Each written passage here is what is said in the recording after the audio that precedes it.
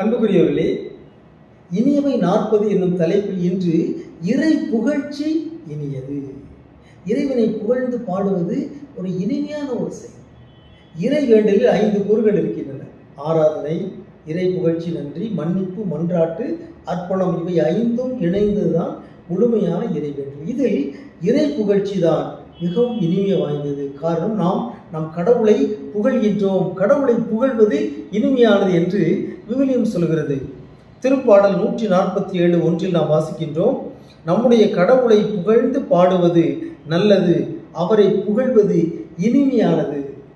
எனவே எப்போதும் ஆண்டவரை நாம் புகழ்ந்து பாடுவோமாக. இறை புகழ்ச்சி என்பது, ஆண்டவரை புகழ்வது என்பது நம் வாழ்வுக்கு இனிமை சேர்க்கிறது. யாரெல்லாம் தங்களுடைய வாழ்வு கசப்பாக இருக்கிறது என்று நினைக்கிறார்களோ அவர்கள் இறை புகழ்ச்சியை அதிகரிக்க வேண்டும். ஆண்டவரை புகழ புகழ நம் வாழ்வு இனிமை மிக்கதாக மாறுகிறது. ஆண்டவரை புகழ்வது இனிமையானது. ஆமென்.